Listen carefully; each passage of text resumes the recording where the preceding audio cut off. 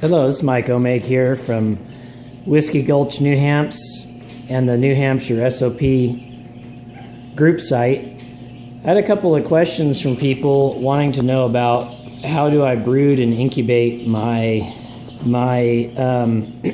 chicks and eggs, and I thought I'd just give you guys a quick video tour of my facility for doing that. Over here I've got a couple of GQF units. I really like them. They're far superior to the styrofoam incubators that are out there. I don't know how they compare to other large cabinet incubators like the Brinzy and whatnot, but I can tell you that I've had very, very good luck with these units. The two on the left are older units, and the one on the right is a newer unit. I bought them all used off Craigslist. Did a little bit of work on some of them, mostly cleaning them up and whatnot, and I've been very pleased with their performance, and they've been worth every penny to me. Start here with the unit on the right. This is the incubator, and it is what I have for incubating eggs. It's a digital unit, and I really do like having the digital unit here in the 1502 Sportsman. It's worked very well for me, but I will say that the temperature sensor in there is off by about half a degree. So it actually reads half a degree or so lower than what the temperature actually is.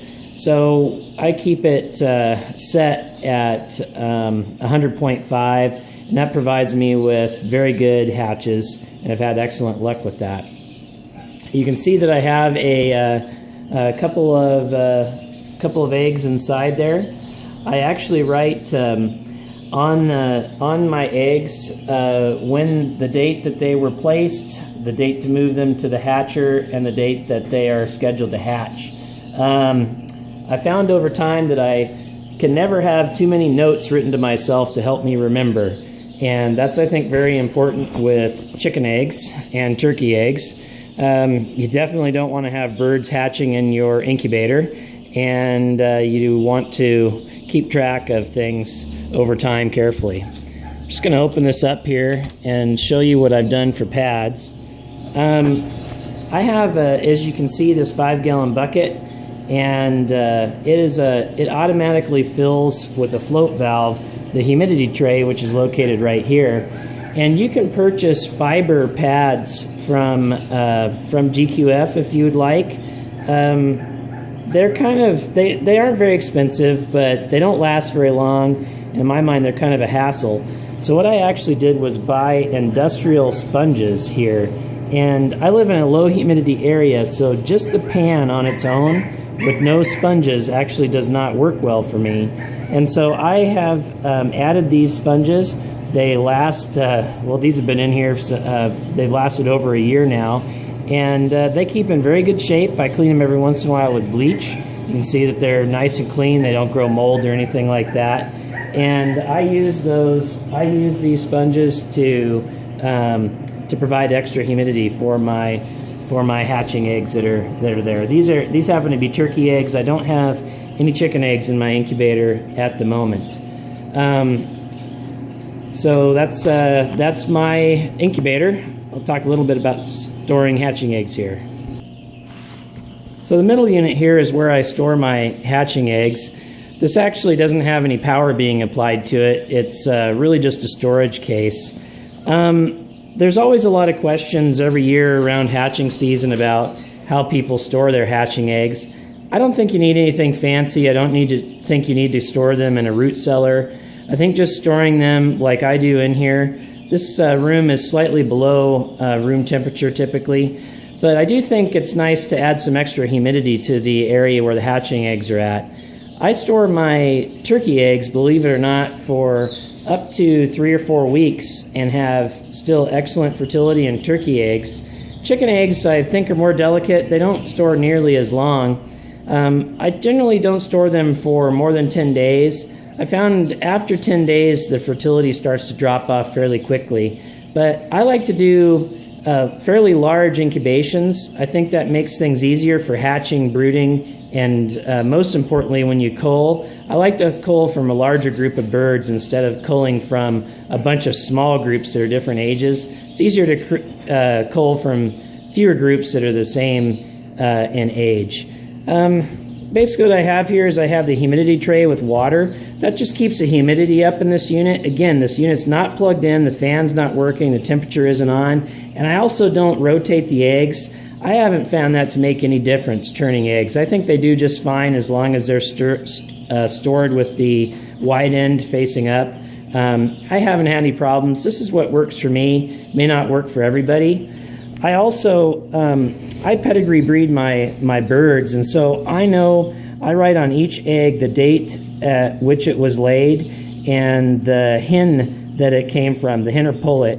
And that allows me to control my breeding program for my New Hampshires very carefully, see the winners and see what doesn't do well. The other thing I can do is if you look here, each of the lines that go up and down are, these are individual hens. And you can see this hen over here, that's number 111. She's not laying very many eggs compared to some of the other hens. You know, she's laid 1 egg to some of the other hens laying up to 8 eggs or so. And that's a way that I can keep track just visually of looking and seeing some of the differences in my productivity of my hens. So you might wonder, why am I keeping hen number 111? This hen is actually 3 years old. She still is just a beautiful hen and produces very good progeny. So I know she's an old hen and isn't going to have as high a production as some of these younger pullets and hens that are in this group. But I want to hatch as much as I can from her for as long as I can. So that's how I store my hatching eggs here before I put them in the incubator. And we'll talk about incubation. All right, so we've talked about how we store our hatching eggs and how I incubate them. Let's talk a little bit about how I do hatching. I have a separate hatcher, separate from my incubator.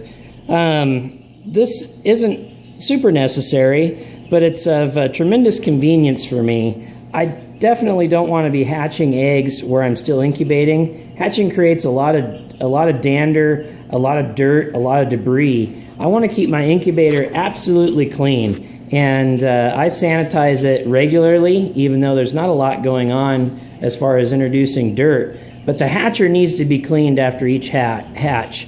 There's always been questions about how clean these places need to be. I want them to be spotless, absolutely spotless. Why waste your time with spending the time putting eggs in, collecting eggs, feeding breeders and whatnot, if you're just going to put them in a dirty hatcher or dirty incubator with dirty trays? It's a waste of time. You lose chicks if you don't keep your place fastidious. And so I do that. Talk a little bit about this. Again, I have the automatic humidity bucket that feeds the humidity tray in here. And this is a case where I use the pads that are available from GQF. They aren't very expensive, as I mentioned before, but I actually have to place, because of the dry environment I live in, I actually have to place 3 pads in here, and I like to maintain about a 65% humidity at hatch. If you ask a room full of 100 chicken people how they hatch, you're going to have 101 different ways, and everybody thinks that they're right. I'm just telling you how I do it here at my place.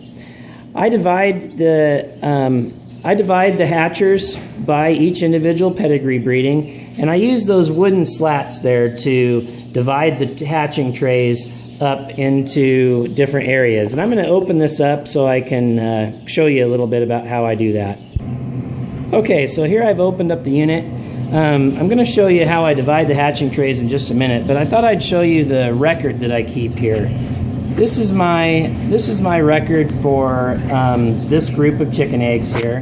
And again, I have the date that they were placed, and then the time that they're moved to the hatcher, which was just today actually, and then when they're scheduled to hatch and what time. The other thing I do is I keep track of fertility on this card, and you can see I have 4 different matings for hens and 4 different matings for pullets. And these are the number of eggs that were put in the incubator.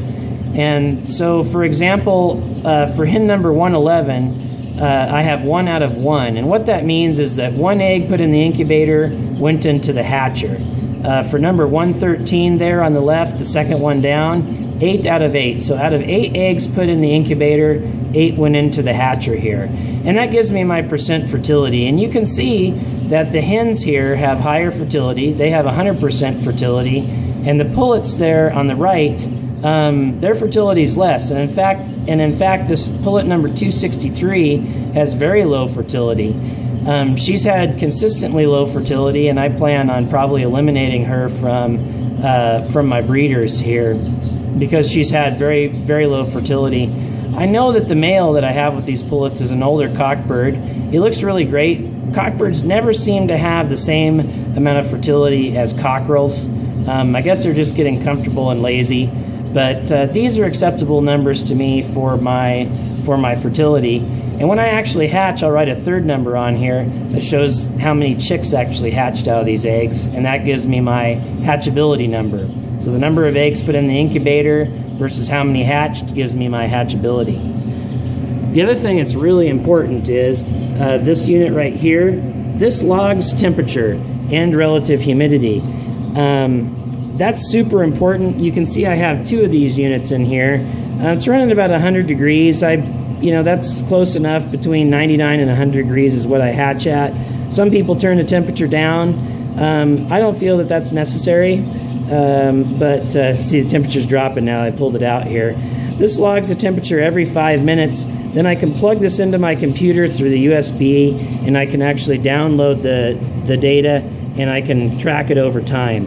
Having good information and accurate temperatures on your hatch and incubation is super critical. I'll see so many people posting on the Facebook group, "Hey, I got my chicks hatched 1 day late or 2 days late." Well, they're relying maybe on a cheapy little thermometer like this in their incubator. Don't do that. Buy some good units, spend some money on them. Again, this is about the time and effort that we spend in raising, feeding, housing, doing all this work, and get dialed in on your hatching and your incubation with a good thermometer. Don't waste your time with these things. In fact, I don't even know why I have that in there. I think it just got tossed in there. So I divide each mating.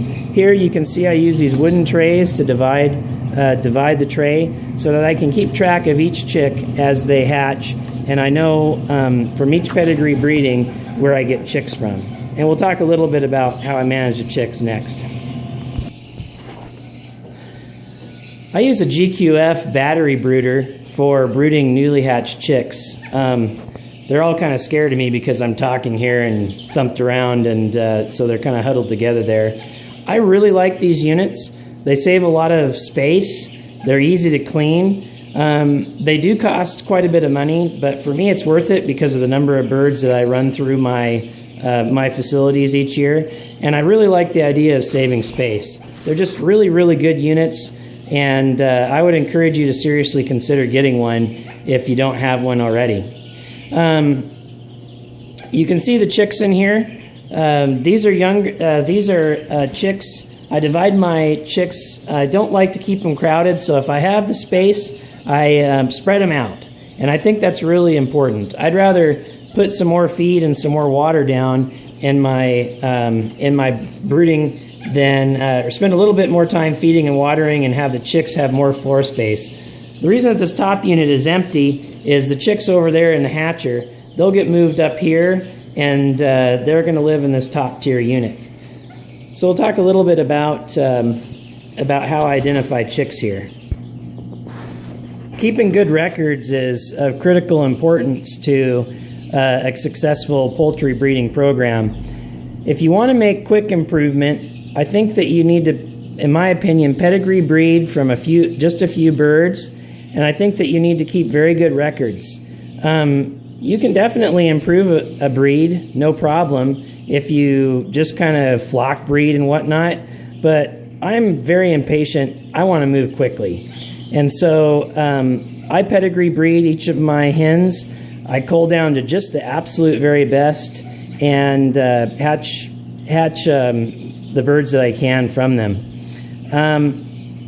This is my record-keeping worksheet for my for my birds that hatch. I have on here each father and mother combination, and then I keep notes on each chick. I toe punch each of my chicks, but I don't do it right when they first hatch.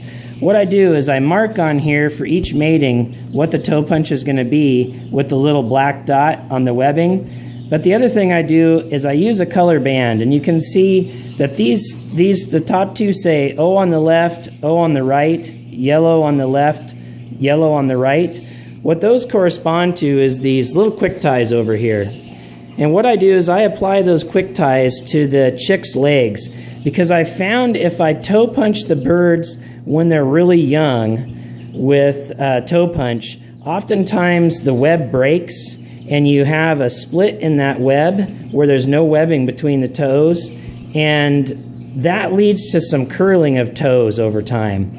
Some people maybe can do that and not have trouble. I have trouble in my hamps. I've noticed a correlation between where that webbing has been split open because the hole has split it, and curling of toes. I tried doing a smaller toe punch, and what I found was that the hole actually heals over. So what I do is I mark with these bands for grow them for maybe a week or so, and then I use this model of toe punch. This is actually a 2mm biopsy toe punch. You can see that it's a 2.5mm biopsy toe punch. I really, really like this unit. I'll see if I can get in here. It's a Robos 659902. You can buy them online. I really like it because it doesn't squish the webbing. You can see right in here that there's a gap in where the punch actually goes. That doesn't squish the webbing. A lot of these units actually will squish the webbing when you're punching these mouse biopsy units that I have. It's actually a mouse ear punch. The other thing is this hole is plenty big that it makes a big enough hole that it doesn't heal, but it's way too big for day-old chicks, and so you need to punch them after they're a certain age. So here I've got a chick that was hatched on that's 10 days old, and you can see just the little quick tie there around its leg.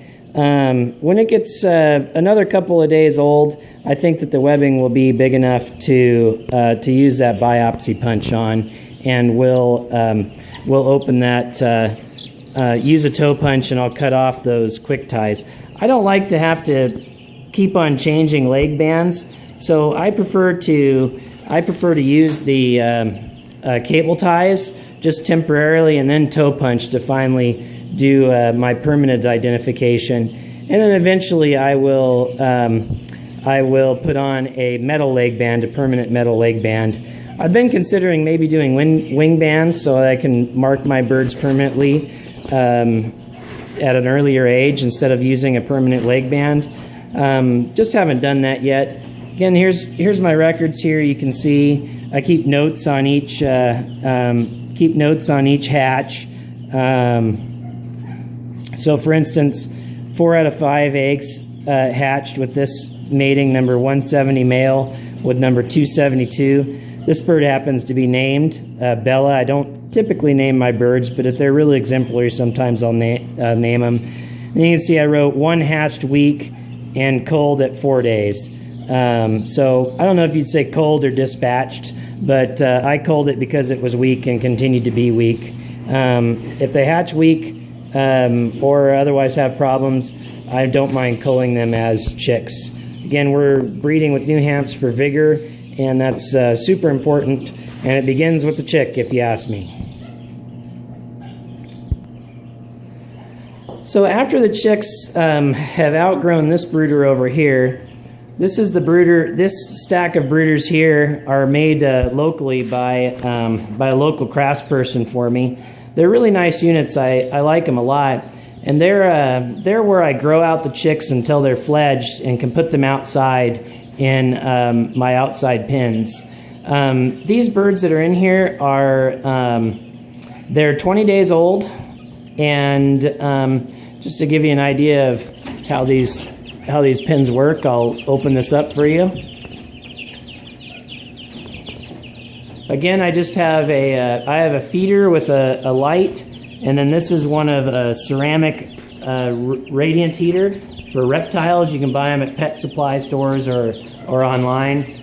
I like these units a lot for brooding my chicks. I can brood quite a few of them here, and you can see that these here are getting a good amount of feathers on them. Again, you want your new hamps to be really fast feathered. That's of really critical importance with New Hampshires, and a couple from a different mating down in here. So you can see at 20 days old, these chicks are looking pretty good, I think. And I'm just starting to be able to tell the males from the females. I will separate out the males from the females.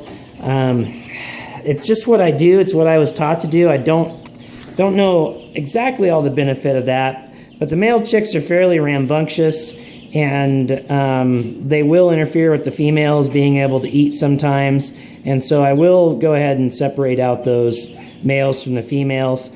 I do an old school method, and again, I think it's a benefit. It may not be for everybody. I put these male chicks right away with my, I have a very old cockbird, and he kind of babysits them. But he does a couple of things that I like. One is, well, probably the most important thing that I like about him is he stops the young males from fighting. He lets everybody know that he's the boss, and prevents them from arguing with each other, which just takes away from them eating. I want these young chicks here to do nothing but eat and drink and put on gain and feathers. That's what I'm trying to do. So that male bird keeps them from messing around, and he's old enough he doesn't really want to argue with them or anything. He just breaks up fights. Couple of things about this unit that I like. One is that these floor trays slide out, and I can catch all the droppings in here. It's lined with this heavy polyethylene liner. You can get from the farm store. I really like this material. It's flexible, but it's very strong, and we can scrape these clean. The other thing is that the floor here, this floor part here, also slides out of there. I won't do it because there's birds on top of it, but both of these levels slide out for me to be able to clean. And again, cleanliness is very important in raising chicks. I don't subscribe to the notion that birds should be able to live in squalor and the tough ones survive, and that's a good thing. I think that's a bunch of baloney that from people that are too lazy to keep their birds clean. Would you want to be living in your own poo? I don't think so. Would you do well in your own poo? No. And I don't think we should expect our birds to either. I think we need to provide these birds with the best facilities and the best feed possible to allow them to grow to their genetic potential. Now, I don't give them antibiotics. I don't give them special little frou-frou-y things. I just keep them clean and provide them with good feed and clean water. And I think that's of critical importance in our breeding. It would be really easy for me to toss 120 eggs in that incubator, stuff those brooders full of chicks, and then stuff these full of chicks. I don't want to do that because, again, I'm breeding from my very best birds, and I don't have to hatch 800 birds to be able to pick the best. I can do reasonably small hatches or good-sized hatches for me to be able to manage them and provide these chicks with really good facilities and feed so that I can have great birds to choose from. Again, it's just my storage area where I keep all my miscellaneous supplies, all the equipment that we use for the chicks and whatnot are all in here. My table topping cages and everything, and then have a sink. These are all my cleaning and storage stuff. We also milk a cow here, so that's our cow milker. Well, I appreciate your time today. I hope you learned a little bit with how I incubate, hatch, and brood chicks. Again, this is Mike Omeg from Whiskey Gulch, New Hampshire, and the New Hampshire SOP Facebook group. Thank you.